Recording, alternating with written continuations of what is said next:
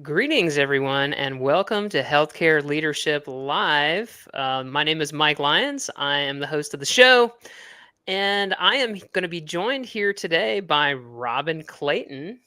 And Robin is a professional in the healthcare world. She is a business development and credentialing expert. And so we're going to learn all about starting up healthcare businesses here today from Robin. Thanks for being on the show. Thanks for having me. Well, yeah, I know. I'm so stoked to chat with you. These are areas I don't know a whole lot about. And so those are my favorite types of topics because I get really curious Yeah. and I ask a lot of questions, and no question is too dumb with me. And because most of them are dumb. And so, Oh, I that's another thing. so yeah, tell us about, just to get started, tell us about what you do and how you help your clients. Okay. Outside of all the moving parts, what we do is we help to launch and grow healthcare businesses. So those who are providers and non-providers alike who are getting into the healthcare space or are already in the healthcare space, we help them to get their lives together as far as the business goes, making sure that the policy procedures are correct, making sure you have the right setup for the licensing process. Pretty much we're hands-on. We do everything for our clients. They just show up to like site visits and things of that nature, things that we don't do. But we are fully hands-on to help them to get their businesses started and to grow their businesses in the healthcare space. And that's for everything except for hospitals and urgent care. Yeah. Okay. Cool. So yeah, med spas, private clinics, Mhm. home health. Have you ever worked with the home health space? Absolutely. Home health, assisted living, behavioral health, Mm, private practice, you name it. They've all have come through the PD360 family. okay, it's a Yeah. family. Great. Well, so business startup is not anything I'm really familiar with in healthcare. I tend to work more with clients who have a number of employees already. They're starting to have HR issues. And so when someone is starting a healthcare business, like what are the first few things that they should be thinking about? I always say have a vision for what your business will be, and not just what you know how to do, but how you see your business going. Because you will pretty much eliminate a lot of the headache and heartache when it concerns actually getting into the business, and also realize that it's okay for you not to know everything. A Mm, lot of people go into healthcare, especially those who are opening private practices, and you want to do everything. You can do what you're good at, but leave all the other stuff to the people who do the stuff that you're not so good at. So that way you can actually free up space for you to focus on the things that you know how to do and actually develop a good functioning utopia of a business for your employees if you should have some and those types of things. But there's a lot of things that don't get considered when people are starting healthcare businesses. And another thing is building relationships that does not get considered for some strange reason. You have to go outside. You have to build mm, relationships with people outside of your immediate circle. yeah. Yeah, if you don't create awareness of your business, Mhm. no, you won't be having any patients or customers, right? Exactly. And you don't build that trust because people, when they at least have a good feeling about you, they are likely to at least send somebody over there. But if they don't know you, then you're not Yeah. going to see anybody. So it's more than just an email campaign, I'm guessing. Much more than, especially with the providing of actual service to someone's body or mind. Mhm. Yeah, no, it's not just an email campaign. Because how often have you thought to take on a therapist or take on some medical help by email? Nobody. You know what I Yeah. mean? I can be aware of you, like, okay, this type of practice is nearby, but Mm, if there's no other connection outside of that. yeah. How have you seen the most effective clinicians and healthcare businesses go about, building those relationships? Or we just go door knocking on some other clinics or what? Okay, so healthcare tends to not be a friendly place to people who own healthcare businesses, like between those who are doing the same types of things. Mm, I always say, think outside the box. Your patients, your clients, they frequent everywhere, like YMCA's, libraries, the police station, fire department. Like these places, they have outreach. Like you want to do outreach with those who complement your business and those who you can actually bring value to. So when you're doing your outreach, make sure you reach out to your community, wherever your business is located and where you live. reach out to your community and actually start building relationships with those in your community. That's the only way you're going to actually, realistically have a relationship or idea of, or referral sources, because that's what healthcare needs, Yeah. referral sources for your business. So you definitely want to be outside and not just behind the computer or on the phone. Really, get to know people, go to some Mhm. hospitals and meet with, discharge people. Like, just get out there. You got to start meeting with people. Well, it's something that's helped me in my business. It Mhm. also, right, is to just have FaceTime with people because, like you said, healthcare is super intimate, and especially you referenced mental health, but anything related to our body, right? Mhm. Dermatology, ophthalmology, home Mhm. health. I mean, talking about bringing a professional in to care for a parent or a grandparent, that's super intimate, you know? Absolutely. Yeah. One thing that's helped me in my business is to have a focus and a niche, right? It's like, hey, I'm the expert in ophthalmology, HR, for Mhm. example. Mhm. Have you seen providers using like a niche to try to get more exposure? I guess technically, depending on the type that you open, it's going to be like a niche type of thing. Yeah. But realistically, because healthcare, especially when you're dealing with people's Mm, bodies and taking care of them or assisting them with something, yeah. you want to provide as much service to that population as possible. So technically, it won't be like just this one thing you're going to be doing. You're going to do Right. multiple things, but it depends on who you're serving. So if you're serving a specific population, then all your services, for the most part, will be geared toward these people because that's who Mhm. you're trying to serve. Yeah. Yeah. I'm kind of picturing like a mental health provider who loves working with, you know, kids with gender issues, maybe gender identity. That may be one example. But to your point, if I'm an ophthalmologist, I can't say, well, I specialize in people between 30 and 40. You can't really Mhm. do that. But if you Yeah. have a niche, I've been finding that to be helpful. So we talked a little bit about marketing. What are some other things like in the credentialing or licensing that people they don't realize when they're starting that process? It's not a tomorrow thing. It takes time. If you don't have someone, or even if for yourself, you can't dedicate the time it takes Mhm. to focus on licensing or credentialing, yeah, it's not going to be a happy time because it's not an overnight thing. It definitely takes some time. It's a process, and you have to be available to actually, show up and or fix things that need to be fixed, update things that need to be updated, be on phone calls, hold times. Like, it's tedious. It's not Mm, something that is a 1, 2, 3. yeah. Yeah, I've seen this. I've never done the credentialing work, but I have seen that it takes months and it may vary depending by payer.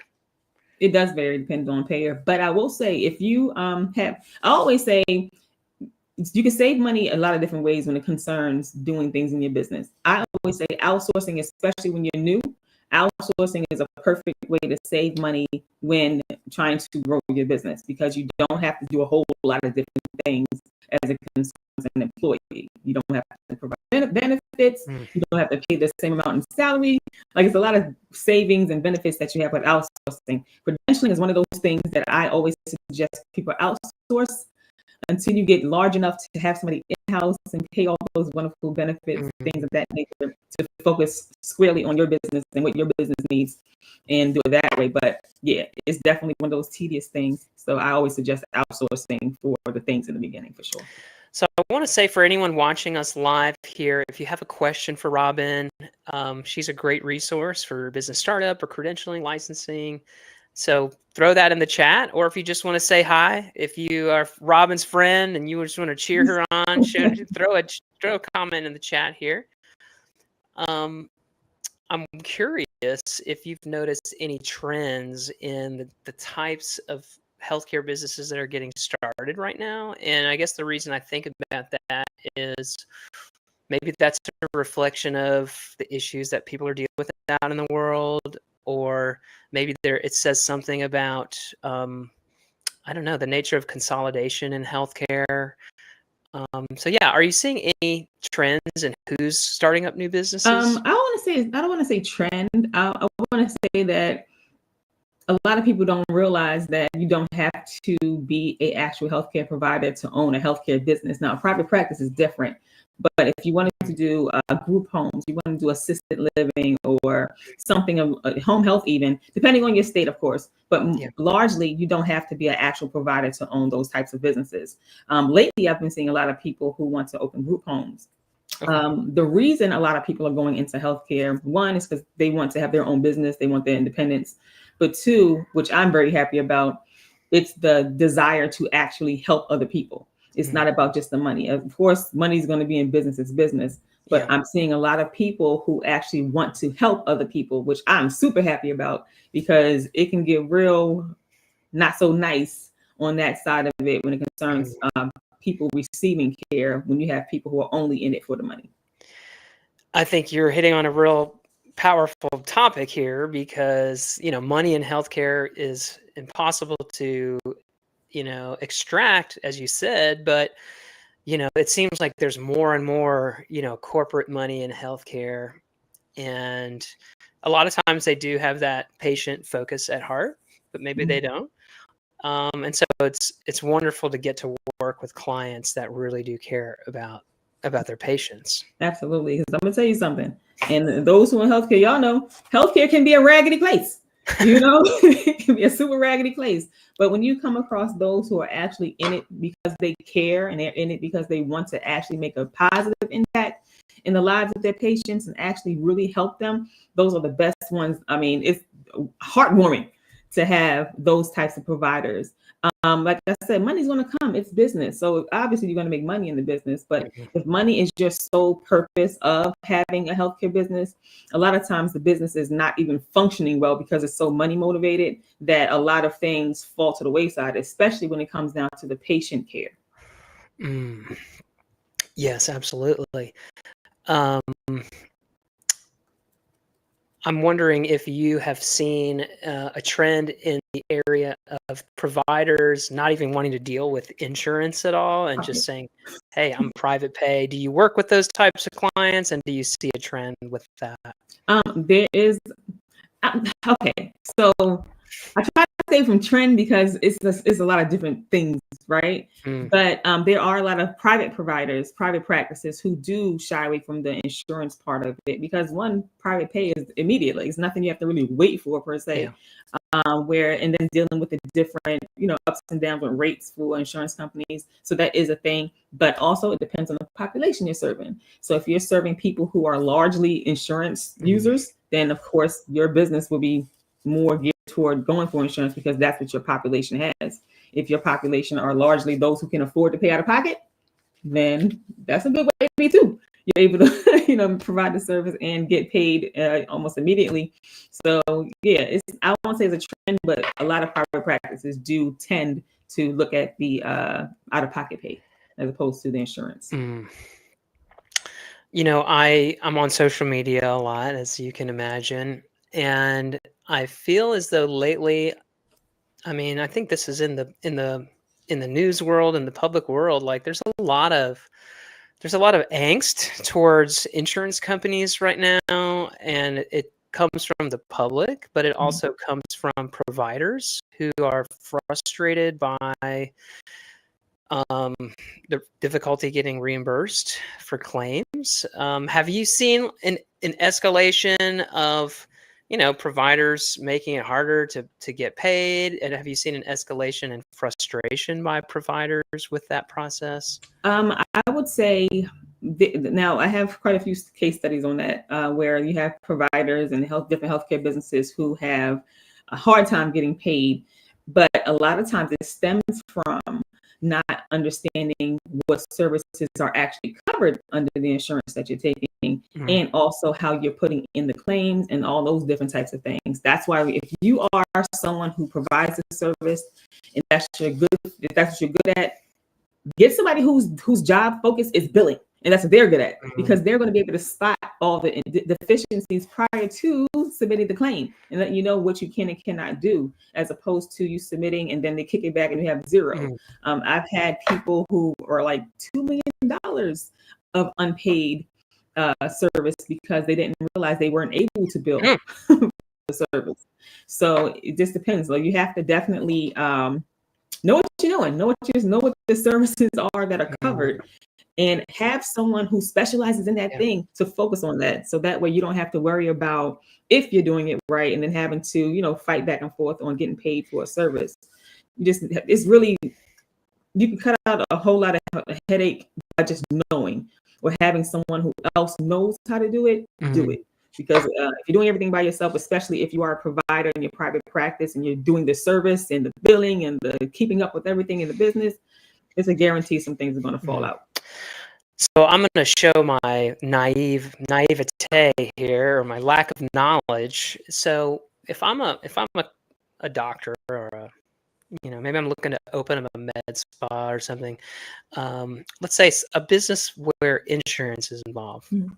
Um, my understanding is that at some point, you're gonna contract for certain rates for certain Mhm. services. Is that something that you assist with? And then how does that process work? Okay, so they do allow for rate negotiations, depending Mhm. on the volume of your patients, how much you're Yeah. actually billing for. You are able to negotiate, um, you know, the rate in which you can bill, but it all depends Okay. on your practice and depends on the services that you provide. Like it's a lot of moving parts with that, but it's definitely possible. Mhm. And so is that something that you do, or no? Is it kind of a standard contract when people start with the payer? So everybody's contract is going to be based off of what their practice is. Mhm. We do offer that kind of consultation on what you can expect and that kind of thing with the credentialing. But largely, um, if as long as you meet the standards, as long as you meet the requirements of the specific payer, you shouldn't have a problem with the contract part of it. Gotcha.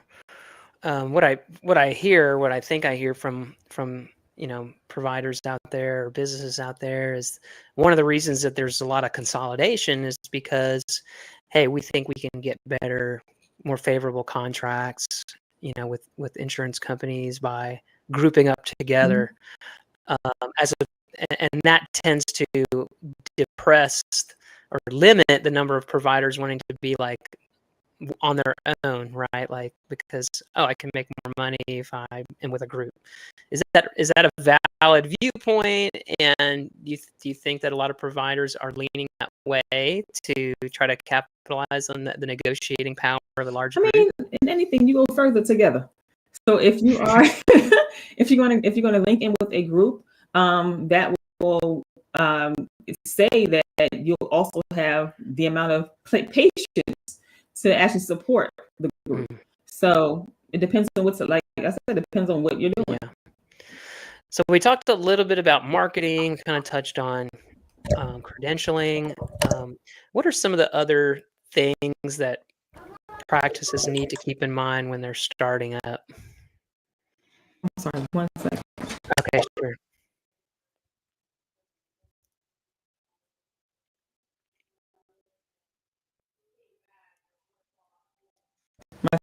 Came in off. Oh, you know what? It's a family show here at Healthcare Leadership Live, and we welcome that. Yeah, this is my head though. Anyway, Thank you. I'm sorry. Ask the question again. So we talked a little bit about marketing and getting out there, and we've talked about credentialing. What are some of the other key steps that a healthcare business needs to think about when they are getting started? Okay, so the licensing process. The licensing process is different depending on the business type. Time frame will be different depending on what you have to do. If you have to be accredited, or if you can just get the license without it. Everything depends on your state regulations and your business type. I think what people need to keep in mind is that this is not a sprint. Take your time. You don't have to rush to open a business that does not have any clients. So take your time. So by the time you get to licensing and you've done all the steps and done all the things to prepare you for open, then you're good to go. But if you are rushing to just get licensed and you're using someone else's license to help you get licensed, so to speak, um, that's not a very smart thing to do because a lot of people do that. Mm, But at the end of the day, once you have a licensed business and you have nobody working in the business that licenses that are required and all those different things to operate, you're going to be back at square one. So plan out your business, plan out what kind of services you want to provide, when you want to provide them. Start small. If you don't have a whole bunch of money, like millions of dollars to invest in your healthcare business, start small. And from that small, you grow that population and you move to something else. But don't be in a rush to open a business and not be able to serve anybody. Mm-hmm. Wise words right there. It happens a lot more often than you would think. There's a lot of people sitting out here right now with a licensed healthcare business that's just sitting as a licensed healthcare business, but there is no activity happening at all. So I say, take your time. Yeah. Don't copy paste. Just take your time and put the pieces together. So by the time you are able to submit the licensing application, everything is in place and all you're doing is going through the motions. And once it's time to open, you're ready to open. You have who you need and what you need to provide the services to the population you want to provide services to. I know that you help some of your clients with HR setup. And so I'm curious, as an HR person myself, what kind of things do you see new businesses needing when they're looking to get started from an HR standpoint? Everything. Literally everything. They need it all. Literally from, especially those who start from scratch. A lot of times, and I always say this as well, when you are hiring people to help you with your business, if they're going to be employees, I always say, if you want to hire a friend or a family member or anybody of that persuasion, please make sure that you keep in mind that you're no longer friends or family once you start cutting that check. So friendship over. The workplace is a whole nother place. So just create boundaries. And if you're not able to hire somebody who is focused on the HR space of your business that separates you from, all the liability part of it, put up some boundaries, please. Yeah. What you just made me think about is I'm working with a client right now. It's a husband and wife, and they're starting up a business. And wonderful people, but I think this is their first business. Have you seen husbands and wives starting businesses, and what are some of the pitfalls that you think they can fall into? And do you have any sage wisdom to help them, stay out of court later, if you know what I mean? The same thing as if they were just friends coming together to make a business. Have your agreements together, operating agreements, all your agreements, how business will be run, how decisions are going to be made. It's two of you, so you get 50-50 type of decision making. But just plan ahead. Like, it's not emotional. It's not how I feel about anything. It's what is. So while you're building your business, just make sure you're building it while taking your time to do it. Don't rush. Don't put your feelings in it. Take your feelings out of it and just focus on how this business should run, who we're going to serve, how we're going to serve them, how we're going to make it happen so that we can effectively serve them. But, just really step by step, make a plan, especially a business plan, which is a living document, folks, not just something that you put together and then leave it. It's something that's a living, breathing document that you have to keep updating. So just take time out and plan. Take time out, have those hard conversations in the future. If one of us doesn't want to do this anymore, what do we do then? Like, just have the conversations that you need to have prior to starting. Yeah. I can imagine that licensing, credentialing, you mentioned it already. You said, look, just be prepared for a process. This is not a thing where you set the crock pot on overnight and you wake up and you've got a delicious meal. You have to, it's a process. And so are there things that can speed up the process? Or maybe a better question is, are there some common things that tend to slow down the process? I don't think anything is going to speed it up per se.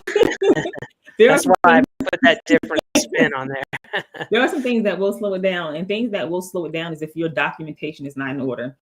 If you don't have the licensing will tell you what they need.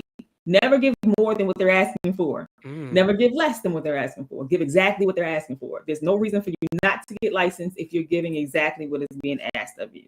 And make sure that it's correct when you give it. Make sure it has all the components when you give it. And if you have those things together, then you're fine. If you don't, it's definitely going to be a back and forth you're missing this, you're missing that kind of thing. Even with accreditation, you are able to do that process. And if you are missing something, if a standard is not met, then they give you opportunity to fix it, and that will slow down the time frame for you to actually become fully accredited or fully licensed, depending on what you're doing. But if you have everything ready, you'll be fine. Yeah.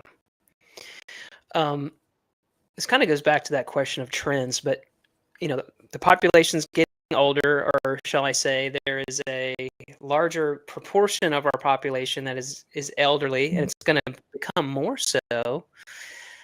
Do you see a upswing in elder care services that are coming through your door? Yes, there's a lot of care being aimed toward the elder population. I will say though, and this is something that came to my attention. Now, of course, we don't own healthcare businesses over here; we just help build them.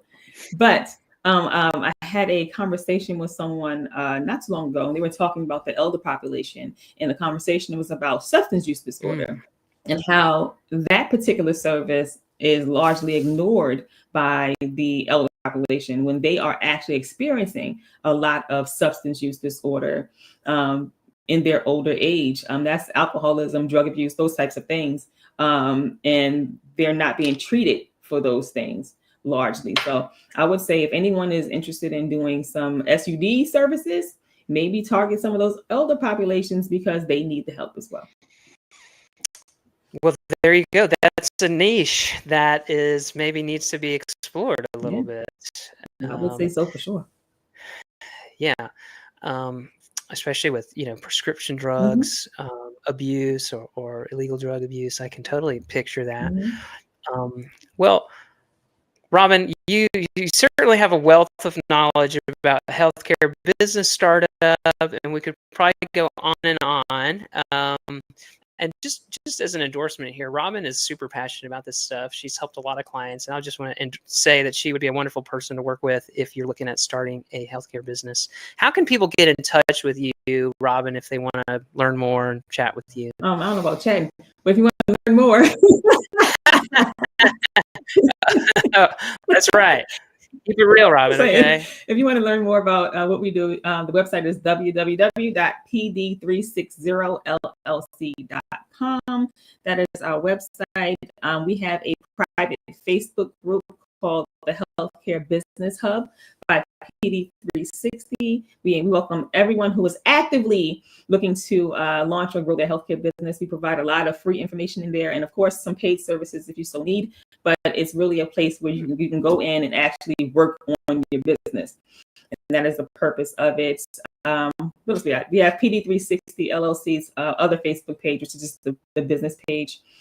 And we are on LinkedIn, obviously. And we make appointments. And if anyone wants to have an actual conversation, we definitely are available. Just set an appointment and you'll be able to speak to myself. Okay, so that's where that chat opportunity comes in. I will put the link for PD360 into the show notes for anyone that is listening. But this brings the conclusion of the show. Healthcare Leadership Live is all about bringing experts in the world of healthcare to help you be a better leader or to help you get your business started, as was the case here today. Absolutely. I'm going to continue to have more guests like Robin. I've got a whole bunch of people in the pipeline I'm excited to chat with. So please follow the show on the podcast or on YouTube. Follow me on LinkedIn. Follow Robin on LinkedIn. And I will continue to give you more content for healthcare leaders. So with that, thanks for listening, and go out there and lead with confidence. All right, I'm going to hit the end stream button here.